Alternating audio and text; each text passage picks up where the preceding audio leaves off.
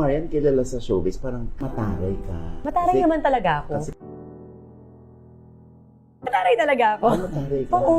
So, yan ang hindi mo babalikan para baguhin. Hindi, kasi yung pagiging Kasi ito mataray na. ko naman, hindi naman. Yung pagiging mataray ko naman, arte-arte lang. Kumbaga, ito lang ako kasi sa Cavite talaga, ganito talaga kami. Pero hindi naman ibig sabihin yan, hindi ako sweet, hindi ako malambing, hindi ako caring. Siguro ganun lang yung perception. Pero pag nakikilala naman ako, baklang babae naman ako. Oo. So, alam mo yung ganun. So, okay lang ako na ganun ako. Kasi nga parang takot yung mga tao na parang wala na tuloy gustong dumikit ka din doon. Eh, mabuti naman.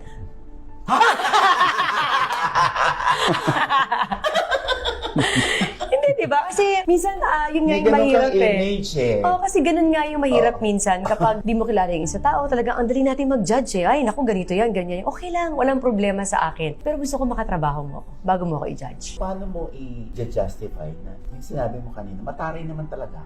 Oo, Nasa lugar. nasa lugar naman.